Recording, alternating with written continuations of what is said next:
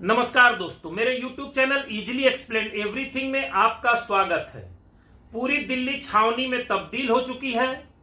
चप्पे चप्पे पे सुरक्षा के इंतजाम किए जा रहे हैं। 200 से ज्यादा ट्रेनों को या तो रद्द कर दिया गया है या उनके मार्ग परिवर्तित कर दिए गए हैं। और इसका प्रमुख कारण है दिल्ली में होने वाले G20 देशों का शिखर सम्मेलन। जी हां दोस्तों, दिल्ली में 9 और 10 सितंबर को ग्रुप ऑफ 20 देशों के राष्ट्राध्यक्षों का शिखर सम्मेलन होने जा रहा है, जिसके मद्देनजर दिल्ली में सुरक्षा चाक चौबंद कर दी गई है।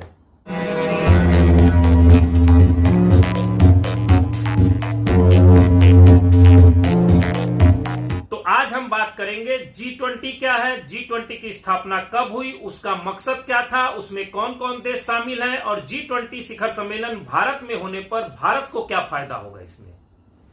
तो सबसे पहले तो जान ले G20 क्या है। तो G20 का फुल फॉर्म है ग्रुप ऑफ 20, जिसमें 19 देश और एक यूरोपियन यूनियन शामिल है। यानी टोटल ग्रुप ऑफ 20 का मतलब है कि 19 देश और एक यूरोपियन यूनियन।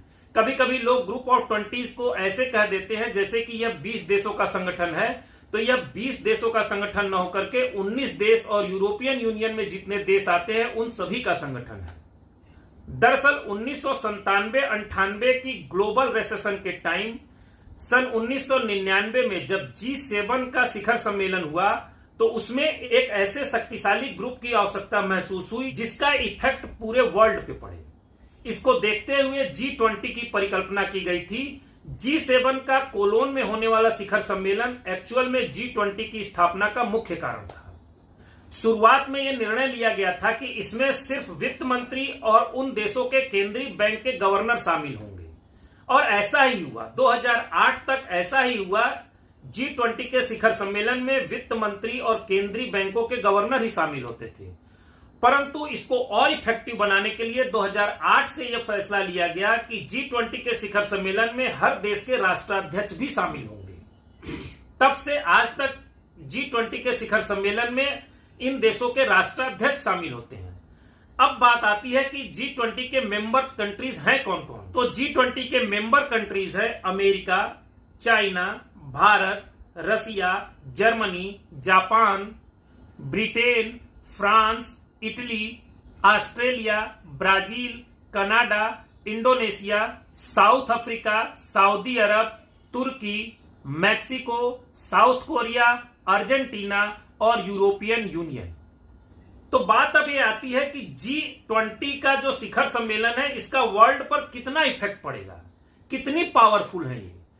तो आप इसके पावरफुल होने का अंदाजा मात्र इस बात से लगा सकते हैं कि G20 के जो कंट्रीज उसमें शामिल हैं, वर्ल्ड की जीडीपी का 85% सिर्फ इन्हीं कंट्रीज के पास है।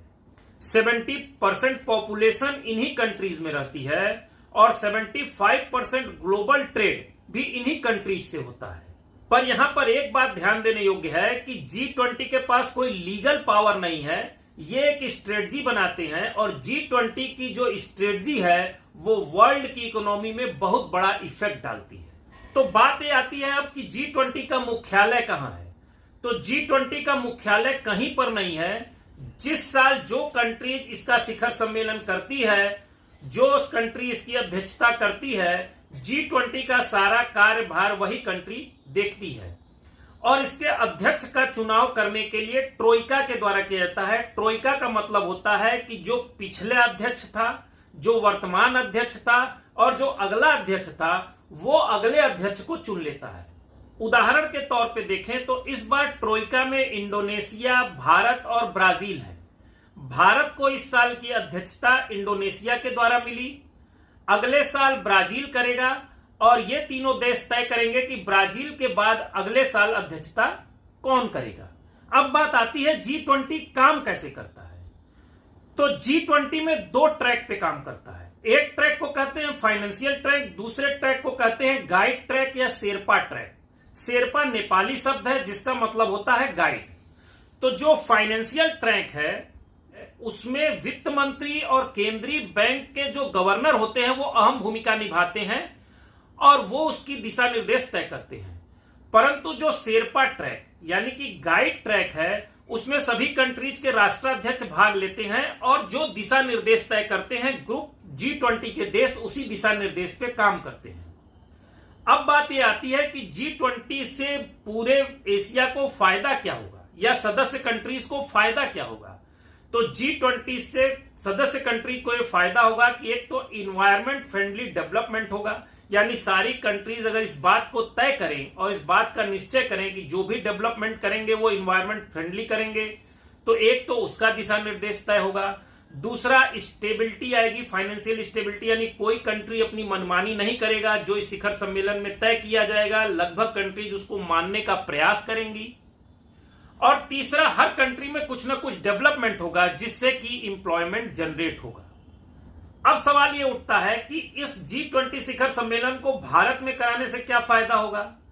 तो भारत में कराने से फायदा यह होगा कि पहले तो इतने पावरफुल कंट्रीज के राष्ट्राध्यक्ष भारत में आएंगे, और जब भारत में आएंगे और भारत के बारे में अगर उनके मन में कोई गलत भावना या कोई गलत प्रचार होगा तो उसको सुधरेगा और भारत को अपने विकास के एजेंडे या अपने पॉइंट को उस शिखर सम्मेलन में रखने का मौका मिलेगा, और जिससे भारत में डेवलपमेंट होगा और इंप्लॉयमेंट जनरेट होगा। अब बात आती है, क्या G20 शिखर सम्मेलन में केवल मेंबर कंट्रीज के ही राष्ट्राध्यक्ष भाग लेते हैं?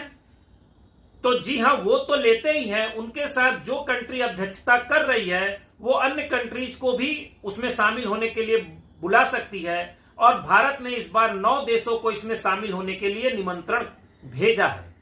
भारत ने शिखर सम्मेलन में जिन 9 कंट्रियों को इनवाइट किया है वो इस तरह से हैं: बांग्लादेश, मिस्र, UAE, Singapore, Netherland, Mauritius, Nigeria, Oman और स्पेन। अब बात आती है कि इस G20 शिखर सम्मेलन में क्या सारे देशों के राष्ट्राध्यक्ष आ रहे हैं?